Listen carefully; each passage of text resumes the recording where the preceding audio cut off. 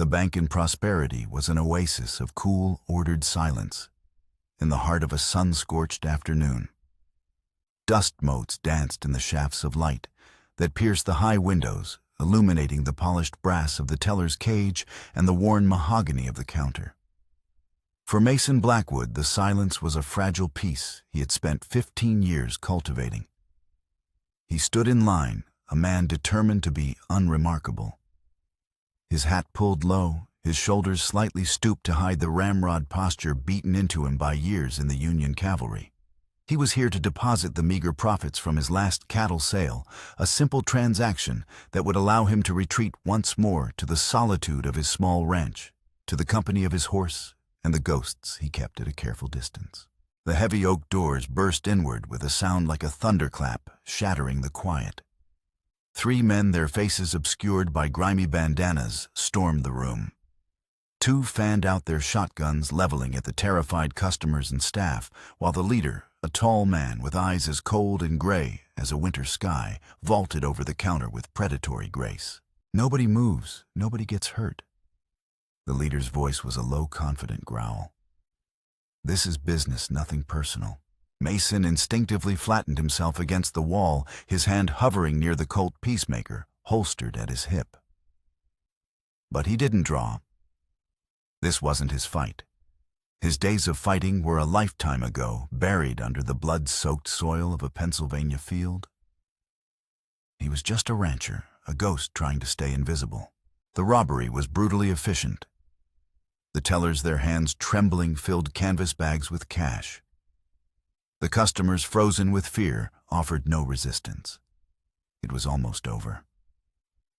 The men were backing toward the door, their bags heavy with loot. Mason allowed himself a shallow breath of relief. Then the leader stopped. His cold eyes scanned the room, passing over the other customers, before locking onto Mason with an unnerving intensity. He took a slow step forward, then another, his boots echoing on the wooden floor. "Well, well," the man said, his voice laced with a chilling familiarity. "Look what we have here." He stalked toward Mason, ignoring the money, ignoring the other hostages. He stopped inches away, the barrel of his revolver glinting in the dusty light. Mason's every muscle tensed, his mind racing. Who was this man? How could he possibly know him? The leader didn't demand a wallet or a watch. Instead, with a sudden, violent motion, he reached out and tore the thin leather cord from around Mason's neck. A silver locket, tarnished with age, fell into the robber's gloved hand. Mason's blood ran cold. The locket was his only tangible link to the life he had lost to the woman whose portrait, no bigger than a thumbnail, was nestled inside. It was a piece of his soul, a secret he had guarded for 15 years. The leader flipped the locket open, his lips curling into a cruel smirk as he glanced at the miniature painting within. He snapped it shut and pocketed it. "A little keepsake," he sneered. Then he leaned in close, his voice a venomous whisper, meant only for Mason. The ghost of Gettysburg should know some debts can never be escaped. He straightened up, his eyes glinting with triumph. He and his men backed out of the bank, melting back into the blinding Arizona sun as quickly as they had appeared. For a long moment, the bank remained frozen in a state of shocked silence. Then a woman sobbed, and the spell was broken. People began to stir, their fear giving way to a babble of frantic relief and outrage. Mason didn't move. He stood pressed against the wall, one hand unconsciously touching the empty space on his chest, where the locket had rested for 2 decades. The carefully constructed walls of his solitude had been breached. The past he had tried to bury had not only found him, it had reached out and stolen the last piece of his heart. The business in the bank had been brutally personal after all. 20 minutes later, Mason was guiding his horse through the shimmering heat toward the site of another attack. A plume of black smoke stained the horizon, the grim signature of a stagecoach ambush. He'd heard the distant gunfire from town, a sound that now seemed like a continuation of the violence that had shattered his own peace. He should have kept riding, should have headed back to his ranch and fortified his defenses, both physical and emotional. But the robber's words echoed in his mind, a poison that had reactivated dormant instincts. The Ghost of Gettysburg. The name was a curse, a title earned in blood and smoke, a specter he could never outrun. The smell hit him first, gunpowder, blood, and burning wood, a scent too familiar from another life. The stagecoach was a wreck, tilted at a severe angle with one wheel shattered. 3 bodies lay motionless on the cracked earth, the driver a shotgun messenger, and a man in an expensive suit, all victims of a brutal, efficient slaughter. As Mason dismounted his boots, landing silently on the soft dirt, a soft whimper caught his attention. It came from beneath the wrecked coach. He crouched down, peering into the shadows, his hand resting on the butt of his Colt. A young woman was wedged between a luggage compartment and the axle, her blue traveling dress torn and smeared with grime. Her eyes, wide with terror, locked onto his. "I'm not going to hurt you." Mason said, his voice rough from disuse. "They're gone. You can come out." She shook her head, clutching a small leather satchel to her chest. "How do I know you're not one of them?" Her voice, though trembling, was stronger than he expected, hinting at an education and an inner fortitude that belied her fear. "If I was, you'd be dead like the others," Mason stated the blunt truth, hanging in the hot air. He holstered his revolver slowly, an offering of trust. "Name's Mason Blackwood. I have a ranch a few miles from here." She studied him for a long moment, her gaze taking in his weathered face, the flecks of gray in his dark hair, and the deep lines around his eyes that spoke of years squinting into the sun and into the past. Whatever she saw there seemed to convince her. She began to edge out from her hiding place. "I'm Sarah Fleming," she said as Mason helped her to her feet. "They came out of nowhere. 6, maybe 7 men. They knew we were coming." Mason frowned.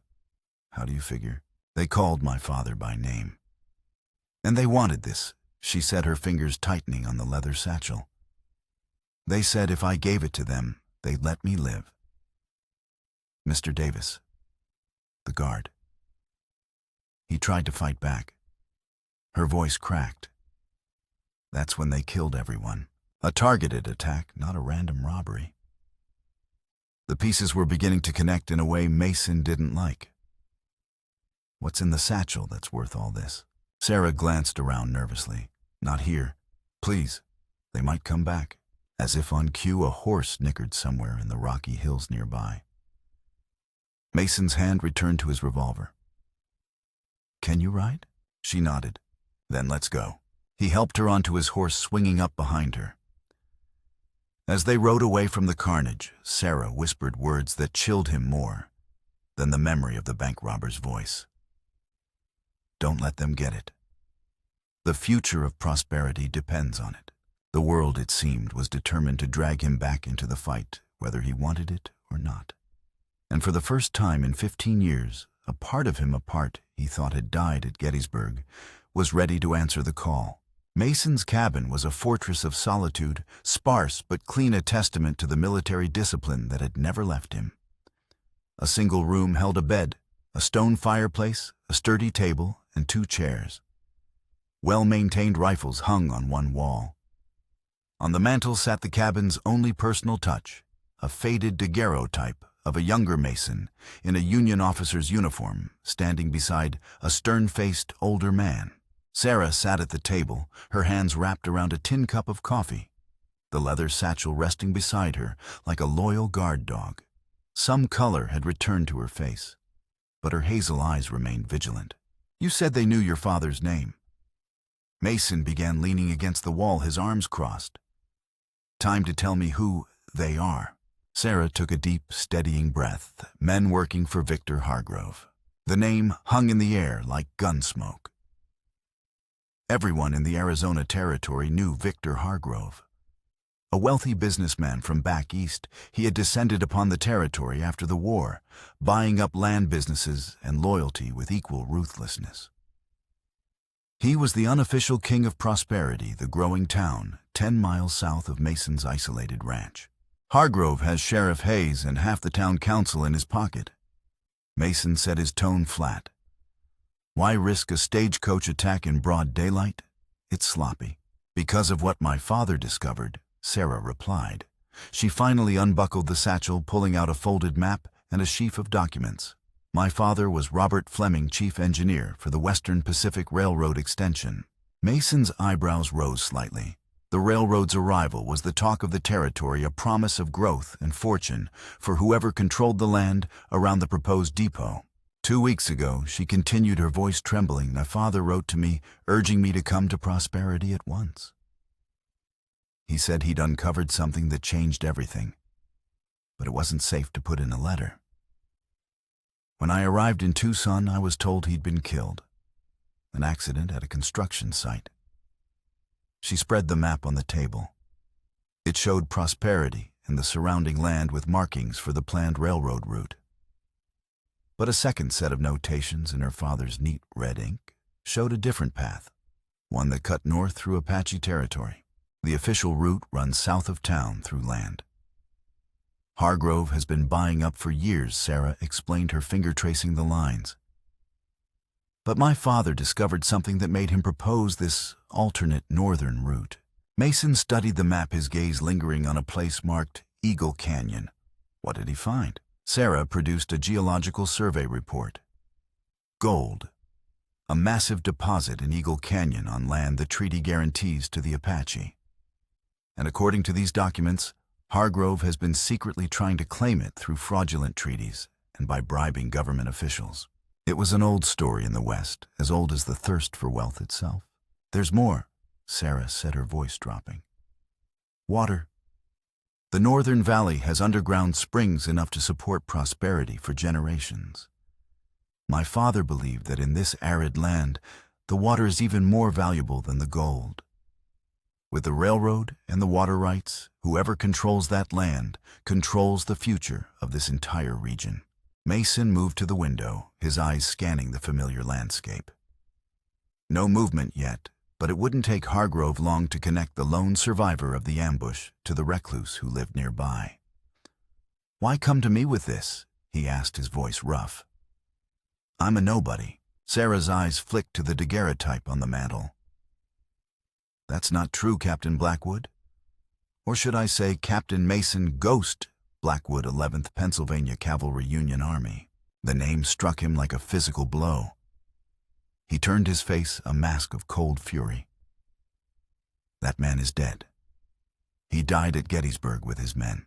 The silence in the cabin was thick with the weight of unspoken history. My father mentioned you, Sarah said, her voice softer now. He said if anything happened to him, I should find the rancher east of town. The man who sees everything but says nothing.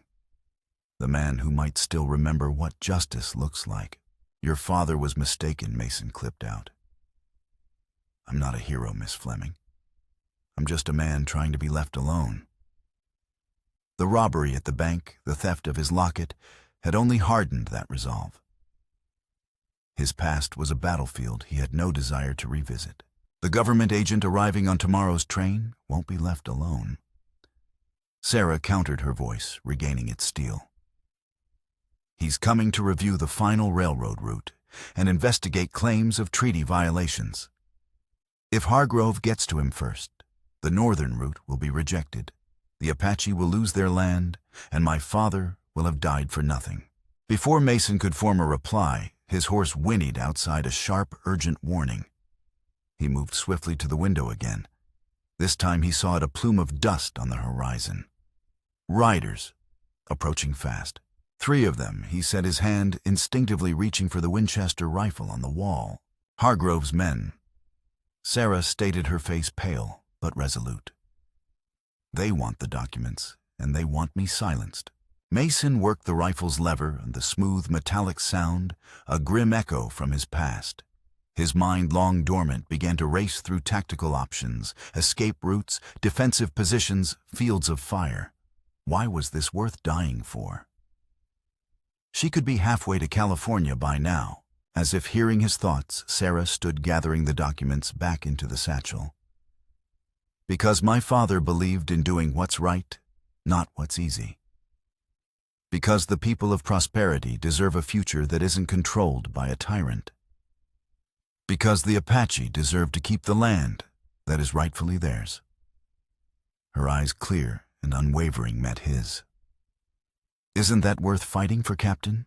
Outside, the riders drew closer, their forms resolving into hard men with harder eyes, their guns already drawn. The lead rider was Jed Parker Hargroves, head of security, a former Confederate irregular with a reputation for brutality that had followed him west from the war. Time seemed to slow. Mason weighed the quiet peace of his solitude against the storm that was descending upon him.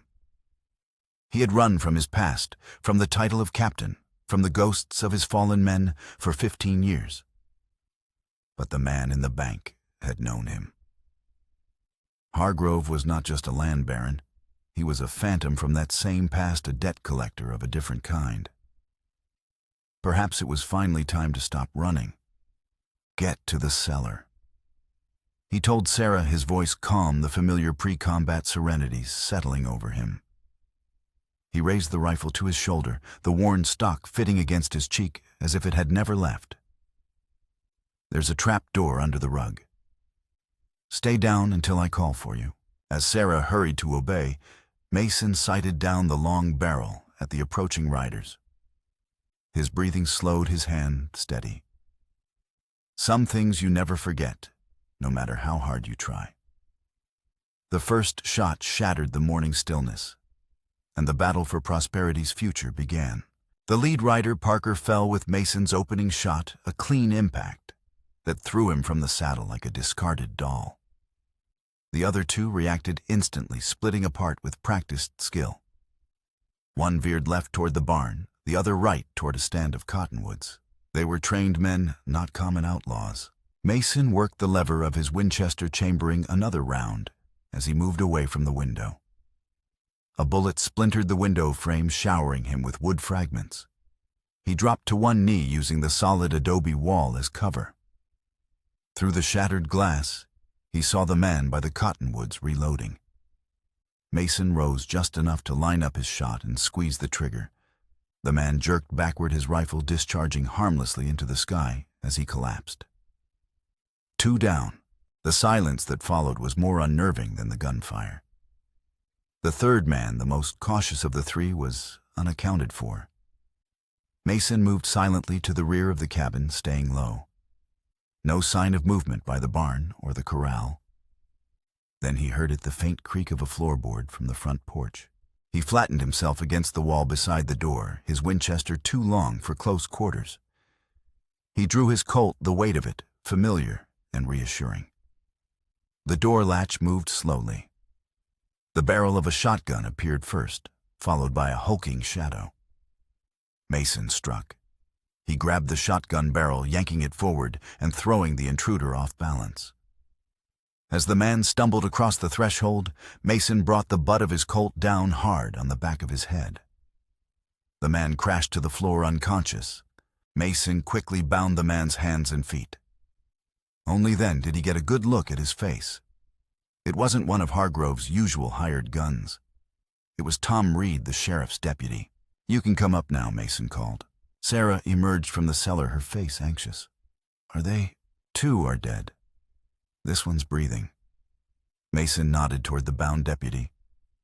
"Interesting company Hargrove is keeping." Sarah's eyes widened in recognition. "The sheriff? He must be working for Hargrove, too." "Most likely," Mason said, checking the ammunition in his weapons.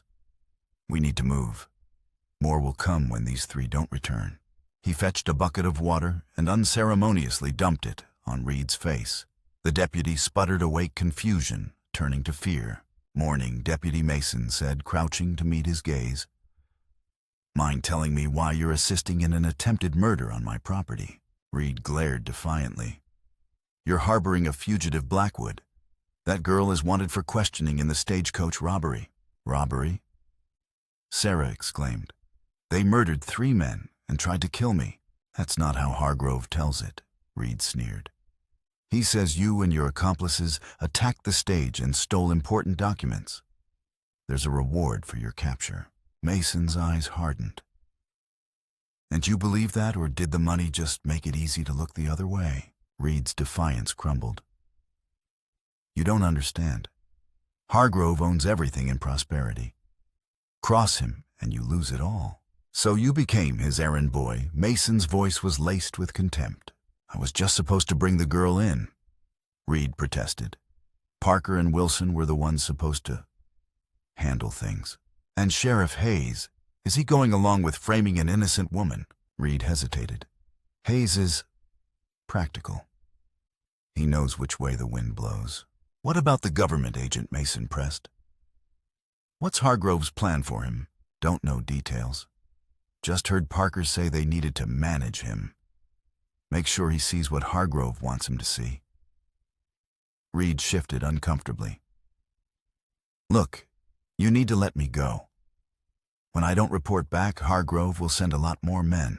That's what I'm counting on, Mason replied. He turned to Sarah. They'll be looking for us here, which means we'll be somewhere else. Get ready to travel. We leave in 5 minutes. As Sarah gathered her things, Mason knelt beside the deputy. One last question. The men who attacked the stage, were they told to kill everyone? Reed swallowed hard. No witnesses. That was the order. Mason stood, a grim finality settling in his expression. He checked Reed's bonds, ensuring they were secure but not injurious. I'm not going to kill you. When they find you, you'll have a choice to make about what kind of man you want to be. 10 minutes later, they were riding away from the cabin, taking a winding game trail into the dense woods. Mason led the way on his mare, while Sarah rode the horse of one of Hargrove's fallen men. Where are we going? Sarah asked. To see Samuel Cooper, Mason replied. Former Army scout, half Apache, half white. He knows this territory better than anyone alive. Can we trust him? For the first time since she'd met him, Mason's face softened almost imperceptibly. Cooper saved my life once. He's one of the few men I'd trust with mine. Or yours. They rode in silence for a time, the forest swallowing them. Mason's thoughts churned. The bank robbery hadn't been random. The man knew his past and had taken the one thing that tied him to it. The stagecoach attack was connected to Hargrove's land grab, and now the law itself was a weapon in Hargrove's hands. This was no longer just about land or gold. It was a war on multiple fronts, and he was standing at the epicenter. Why did you help me? Sarah asked suddenly, her voice cutting through his thoughts. Back at the stagecoach, you could have just ridden away. Mason didn't answer immediately. The ghosts of Gettysburg whispered in his ear, the faces of the men he'd led to their deaths flashing in his memory. I've spent 15 years trying to outrun my past, he said finally, his voice low. It seems it has a longer reach than I thought. The charge at Gettysburg, Sarah said softly. I read about it. Your regiment was nearly annihilated. His jaw tightened. I gave the order to advance, based on bad intelligence. I led 87 men into that valley. 17 came out. His voice was flat, devoid of emotion, the pain buried so deep it had become part of his foundation. After that, I couldn't lead men anymore. Couldn't bear the weight of those decisions. So you came west to disappear? But some debts, he said, the bank robber's words echoing his own, can't be paid by running away. Maybe it's time I stopped hiding from what I am. And what is that? Before he could answer, a sharp crack echoed through the woods ahead, a branch breaking under a heavy weight.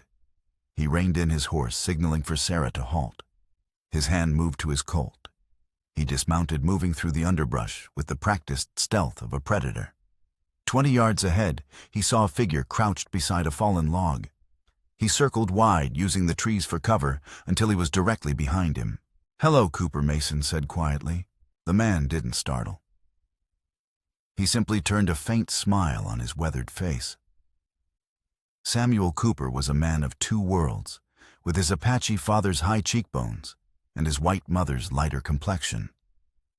His eyes held the keen intelligence of a man who had learned to survive by seeing everything.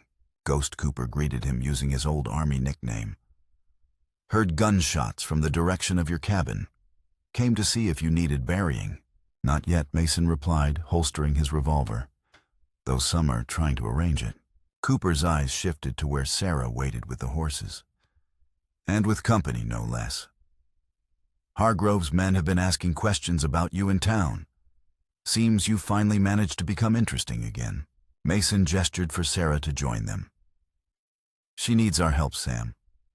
And I think you might need hers. Cooper's expression grew serious as Sarah approached. This is about Eagle Canyon, isn't it? He asked, his gaze fixed on the leather satchel. You know, Mason asked.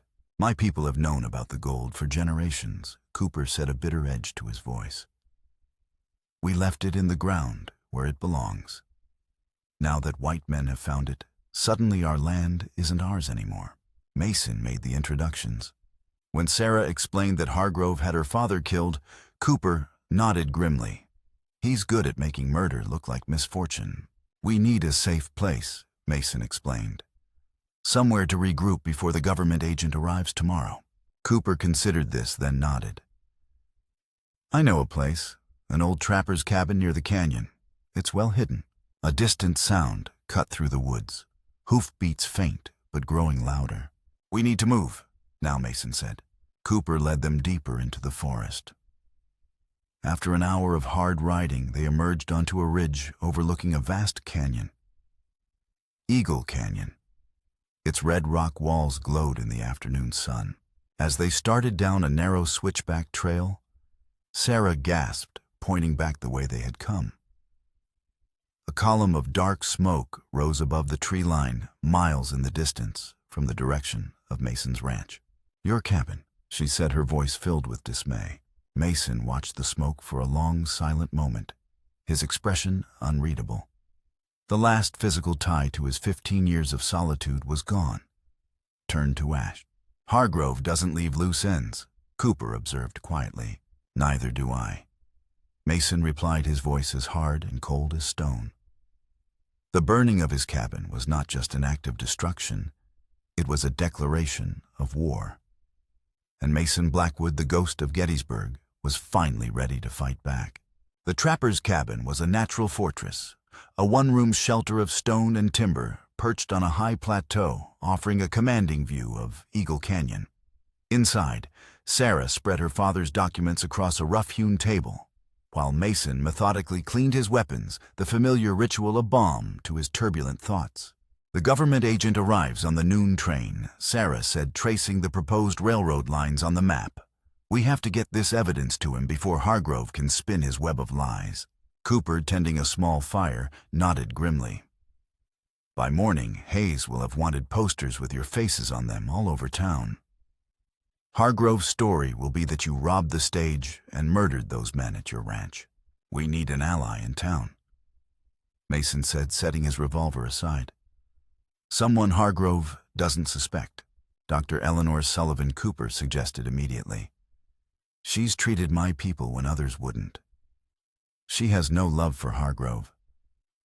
He exchanged a look with Mason. Not since her husband died. What happened? Sarah asked. Her husband owned the town newspaper, Mason explained, his jaw tight. He wrote an article questioning some of Hargrove's land deals. 3 days later, he was killed in a printing press accident. Convenient. Eleanor's been running the medical practice alone ever since, Cooper continued. She's respected, but everyone knows she blames Hargrove.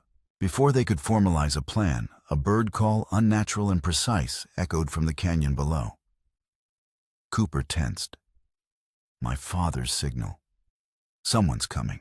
Mason moved to the window, rifle in hand. In the fading light, he saw a small group ascending the trail.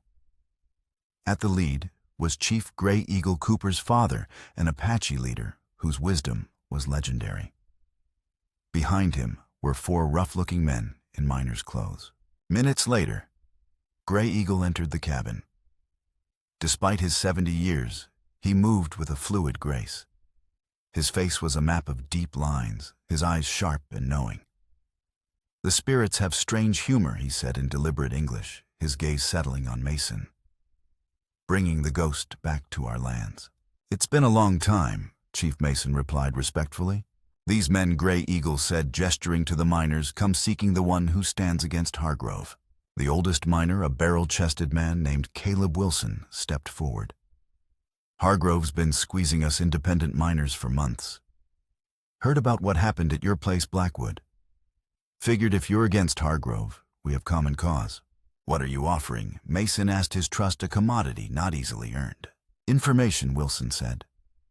Hargrove's called a town meeting tonight, riling everyone up about supposed Apache raids that haven't happened. He's setting the stage for something. There's more, another miner added. Hayes has deputized 20 men. They're searching every cabin and camp for 10 miles. The news was tightening. Mason formulated a plan. Wilson, can you and your men create a distraction tomorrow when the train arrives? Something at the stamp mill, maybe. Wilson grinned. We can arrange that. Cooper, Mason continued. You and Sarah will take the documents into town tonight. Get them to Dr. Sullivan. She can pass them to the agent. And you, Sarah asked, concern in her voice. I'll create my own diversion. Draw them away. You'll be sacrificing yourself, she protested, her eyes flashing. This isn't Gettysburg, Captain.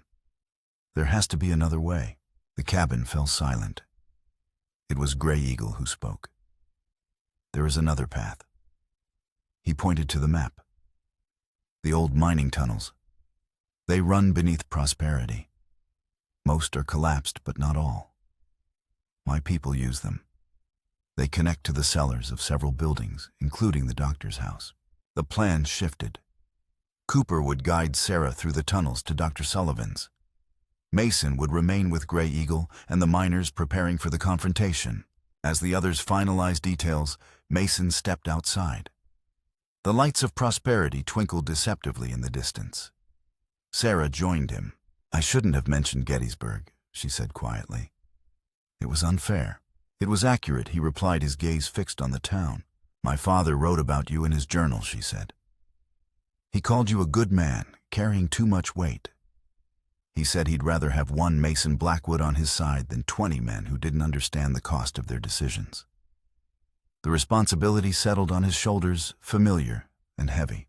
Before he could respond, one of Wilson's men burst from the cabin, his face taut with alarm. Riders coming up the trail, at least a dozen with torches. Hargrove isn't taking any chances, Mason muttered, peering into the darkness. They'd been found.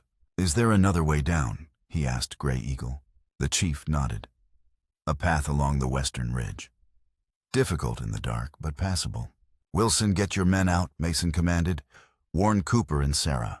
We'll delay them. As the miners slipped away, Gray Eagle remained calmly loading an old but well-maintained Henry rifle. You should go with them, Mason told him. The chief smiled faintly. My son says you were called Ghost in the war, because you appeared from nowhere, struck and vanished. Let us see if the ghost still knows how to fight. They extinguished the fire, plunging the cabin into darkness. The riders' professional hired guns surrounded the cabin with tactical precision. Blackwood, their leader, called out. Come out, Peaceful. Mr. Hargrove just wants the girl and the documents. Mason didn't reply. He sighted on the leg of an advancing man and fired. The night erupted in a hail of bullets. Mason and Gray Eagle returned fire with calculated precision, wounding 2 more attackers without killing them. Then came the flaming arrows arcing through the sky and thudding into the dry timber of the cabin roof. They're trying to burn us out, Mason said grimly. Predictable, Gray Eagle remarked, pulling aside a worn rug to reveal another trap door. The root cellar. It connects to a narrow tunnel. As smoke filled the cabin, they descended into the earth, crawling through a passage that emerged in a ravine 100 yards from the now engulfed cabin. In the distance, they heard shouts. The gunmen had discovered their escape. The hunt was on. Dawn broke over Prosperity, painting the dusty streets in hues of gold. In Dr. Sullivan's second-floor room, Sarah watched as Sheriff Hayes's men patrolled the street below. She and Cooper had made it through the tunnels just after midnight, arriving safely at the doctor's house. Eleanor Sullivan, a handsome woman whose eyes held a deep, lingering grief, joined her at the window. Any word about Mason, Sarah asked. Rumors of gunfire and a fire in the canyon, the doctor replied. Blackwood survived worse. He'll make it. A soft knock came from the cellar door. Cooper emerged, his expression tense. Riders coming from the canyon. 2 of them. One is Ghost. Relief washed over Sarah, but it was short-lived. They're being pursued, Cooper added. At least 8 men. They'll never make it through Hayes' checkpoints, Sullivan said. They're not heading for the main road, Cooper explained. They're circling around to the tunnel entrance behind the livery stable. The train would arrive in 3 hours. They needed a distraction. Sullivan moved to a cabinet and withdrew a small bottle of clear liquid. Ether, she explained, a fierce determination in her eyes. Highly flammable. If a fire were to start near the saloon, well, the ammunition store is right next door. She swept from the room before they could protest, her medical bag in hand, the very picture of a town doctor on her morning rounds. Mason and Gray Eagle reached the outskirts of town, their horses exhausted, their pursuers closing in. The tunnel entrance behind the livery stable was guarded by 2 deputies on the roof. Hayes knows your methods from the war, Gray Eagle surmised. Mason remembered William Hayes, the Confederate lieutenant he had captured at Cold Harbor. A man of honor, then. What had Hargrove done to him? Suddenly, shouts of fire erupted from Main Street. The deputies on the roof, distracted, scrambled down to join the commotion. Sullivan's diversion. Now, Gray Eagle urged. They sprinted across the open ground and descended into the musty darkness of the tunnels. They navigated the labyrinthine passages, the rhythmic pounding of Hargrove's stamp mill growing louder overhead. Suddenly, the tunnel ahead of them collapsed in a shower of dirt and timber, the vibrations from the mill proving too much for the old supports. They were trapped. Another way, Gray Eagle said, pointing to a narrow side passage, longer but safer. They emerged minutes later in the cellar of the general store.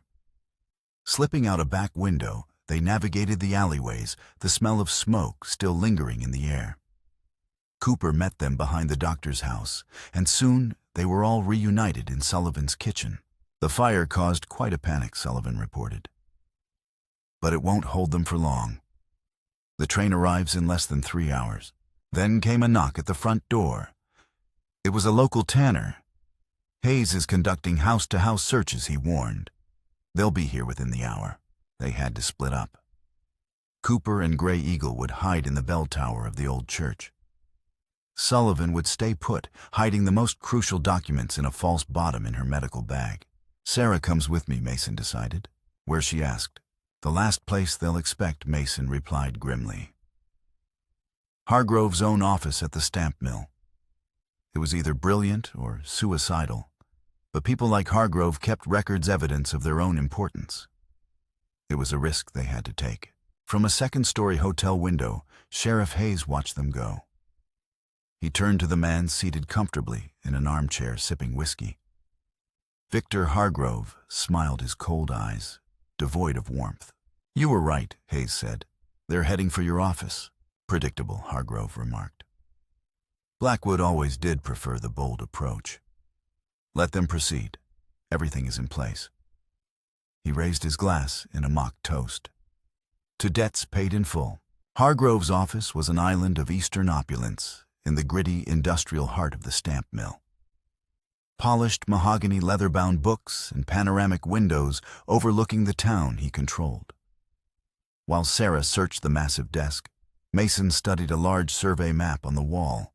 Recent annotations in red ink revealed the true scale of Hargrove's ambition, not just Eagle Canyon, but the entire region. Mason, look, Sarah said softly, holding up a telegram. It was from a Senator Wilcox in Washington, dated 3 weeks prior. It confirmed that the government agent Buchanan was already compromised, and that Apache removal had been pre-authorized pending a final assessment. The entire inspection was a sham. Sarah then found a leather-bound ledger. It detailed payments to Sheriff Hayes, a Judge Carlton in Tucson, and even the territorial governor's office. Worse, it contained notes for a clear demonstration of the Apache threat to be staged during the welcoming ceremony for the agent, an incident that would justify immediate military intervention. He's planning to stage an attack, Sarah realized, her voice a horrified whisper. The office door swung open. Sheriff Hayes stood in the doorway, his revolver aimed squarely at Mason. "Hello, Ghost," he said, his old war nickname dripping with menace. "Been a long time since Cold Harbor." "This isn't about the war," Hayes Mason said calmly. "This is about Hargrove buying your conscience." "You think it's that simple?" Hayes retorted, though a flicker of regret crossed his face. "Hargrove provides stability. He provides jobs. I'm protecting this town. By building it on stolen land and Apache blood," Mason countered. "Drop your gun belt," Blackwood, Hayes ordered. As a deputy moved to disarm him, a tremendous explosion rocked the building. The miners. Their distraction had come early. In the momentary chaos, Mason moved. He shoved one deputy into another, drew his Colt, and as Hayes fired, Sarah threw a heavy paperweight, deflecting the sheriff's aim. Mason grabbed her hand and pulled her toward the back stairs. They burst out into a scene of mayhem. A section of the mill was ablaze. Workers ran in every direction.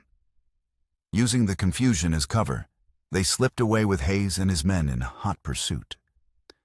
They made for the church, hoping to find Cooper and Gray Eagle. But the nave was empty and silent. Dr. Sullivan burst in her face grave. "Hayes arrested Cooper an hour ago. Caught him trying to get here. Gray Eagle escaped, but I don't know where." She clutched her medical bag. "Hargrove is telling everyone the explosion was set by Apache raiders." The train whistle blew closer now. They were out of time. "I'm going to free Cooper," Mason decided. "A jailbreak will draw every deputy in town away from the station. You two get the documents to the agent." "That's suicide," Sullivan protested. "This isn't Gettysburg," Sarah said, her eyes pleading. "You don't have to sacrifice yourself. This isn't about atonement." Mason replied, his resolve firm. "It's about doing what's right." Before they could argue further, a young miner staggered through the church door, his face streaked with soot. "Doc Sullivan, come quick. They've shot Chief Gray Eagle." The train pulled into Prosperity Station amidst a fanfare of brass music and patriotic bunting. Victor Hargrove stood on the platform with a picture of civic leadership, ready to greet Agent Buchanan. On the ridge north of town, hidden riflemen, Hargrove's men dressed as Apache warriors, waited for the signal to open fire on the crowd. In the chaos following the news about Gray Eagle, Mason's plan had shifted. He and Cooper, freed from the jail in a swift and silent operation, now watched from behind the station's water tower. "I'll deal with the riflemen," Cooper said, his expression grim. "You handle Hargrove." As Cooper slipped away toward the hills, the train hissed to a stop. Agent Buchanan, a distinguished-looking man, stepped onto the platform. Mason began to move through the crowd, his hat pulled low. He had almost reached the platform when he saw them, Dr. Sullivan and Sarah, approaching from the clinic. And between them, wounded but walking under his own power, was Chief Gray Eagle. A murmur ran through the crowd. Hargrove's smile faltered.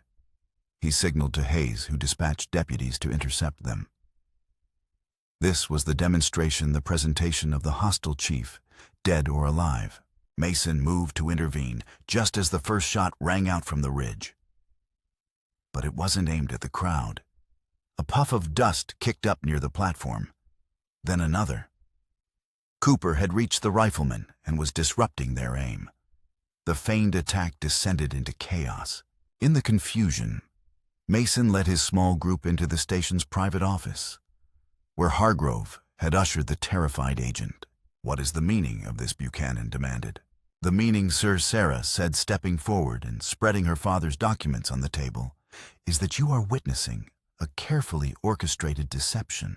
She presented the evidence, the fraudulent treaties, the geological surveys, and the damning telegram from Senator Wilcox, implicating Buchanan himself.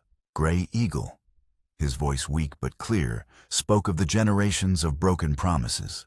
Dr. Sullivan produced the bullet she had extracted from the chief's chest, a .44 caliber round from a Winchester, the same model used by Hargrove's men, not the Apache. The door burst open, and Sheriff Hayes entered, his face flushed with anger. Sheriff Hargrove commanded smoothly, "Arrest these trespassers." Hayes stood frozen, his gaze falling upon the evidence laid bare. "This isn't Cold Harbor anymore," Hayes Mason said quietly. "This is about right and wrong." Hayes looked from the irrefutable proof to the wounded chief, and something inside him broke. He moved his hand from his revolver to his badge. "I remember who I swore an oath to," he said, his voice hard. "And it wasn't you." Hargrove's mask of civility finally dissolved. With astonishing speed, he drew a small derringer from his coat, aiming it at Sarah. "I've spent 20 years building this," he snarled. "I won't let it be destroyed by a meddling girl and a washed-up soldier." Without a second thought, Mason lunged, placing himself between Sarah and the gun. The derringer's report was deafening. The bullet struck Mason's chest like a sledgehammer, driving the air from his lungs. As he staggered backward, he saw Hayes draw and fire in one fluid motion. Hargrove spun and collapsed. Then, through a haze of pain, Mason saw Sarah's face, her mouth open in a silent scream. Darkness closed in, and the ghosts that had haunted him for 15 long years finally fell silent. Mason drifted in a sea of pain-laced dreams, battlefield smoke, the crack of a derringer, Sarah's voice calling his name. He awoke 3 days later in Dr. Sullivan's clinic. Sarah was asleep in a chair by his bed, her hand holding his. "You're awake," she breathed relief, washing over her face as she helped him sip some water. The story came out in pieces. Hargrove was alive, but in custody, along with a newly arrested Judge Carlton and several territorial officials. His empire was crumbling. Agent Buchanan, desperate to salvage his career, had become a zealous advocate for justice, pushing through Robert Fleming's Northern Railroad route and securing a new federally protected treaty for the Apache. Sheriff Hayes, a man redeemed, was restoring order to a town shaken to its core. But the victory felt hollow as long as Mason's life hung in the balance. Sarah stayed by his side, a constant calming presence. A week later, as Mason was finally regaining his strength, disaster struck again. An explosion at the stamp mill trapped dozens of miners underground.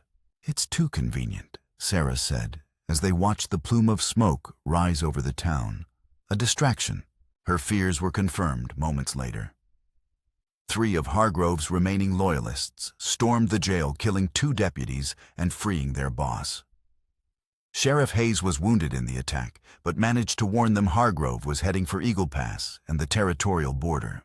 Despite Sarah's protests and his own searing pain, Mason knew what he had to do. While Sarah tended to Hayes and sent for Cooper, Mason saddled a horse. This was his fight to finish. He tracked them to Eagle Pass, the reopened wound in his chest, bleeding with every jarring hoofbeat. He found them waiting for a final accomplice who was late to arrive.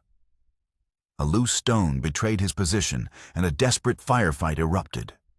Outnumbered, wounded, and pinned down, Mason fought with the cold precision of the Ghost of Gettysburg, wounding 2 of the gunmen. "Give it up, Ghost," one of them yelled. "This ain't your fight. That's where you're wrong." Mason called back, his voice ragged but strong. "This has been my fight all along." Just as his strength failed Cooper, and 2 Apache warriors appeared at the north end of the pass, while Sarah and a wounded but resolute Sheriff Hayes appeared from the south. They were surrounded. In a final desperate act, Hargrove made a break for the horses. Mason fired his last round, hitting Hargrove in the shoulder and bringing him down. The remaining gunmen surrendered. As Hayes placed the manacles on Hargrove, Sarah rushed to Mason's side. The adrenaline that had sustained him faded, and his legs buckled. The last thing he saw before the world went black was her face, her eyes filled with tears and a fierce, unwavering love that promised she would not let him go. 6 months later, Mason stood on the porch of the new ranch house he had built with Sarah. The railroad was nearing completion along the northern route, bringing jobs to settlers and Apache alike. Prosperity was healing, rebuilding itself on a foundation of justice rather than greed. Victor Hargrove had been found guilty on all counts and sentenced to 20 years in a federal prison. His corrupt empire was a memory. Cooper wrote up a smile on his face. He and Mason had forged a strong friendship, and he had become a respected leader, bridging the gap between his two worlds. They talked of the new water-sharing agreements the school Sarah was organizing for all the children of the valley, and the quiet, steady progress that had replaced the chaos of the past. Sarah arrived soon after, her face alight with purpose. She had found her calling, not just finishing her father's work, but expanding on it, becoming a driving force in the creation of a more equitable community. That evening, as they sat on the porch watching the stars emerge, Mason felt a profound sense of peace. They had married 3 months prior, a quiet ceremony that celebrated the new life they were building from the ashes of the old. The ghosts of Gettysburg were still with him, but they no longer haunted him. They were a part of his history, a reminder of the cost of leadership and the price of redemption. He took Sarah's hand, the quiet strength in her grip, a constant source of comfort and inspiration. He had come west to disappear, to become a ghost. Instead, he had found a reason to live again. The path had been brutal, the cost immense, but here, under the vast Arizona sky, Mason Blackwood was finally home.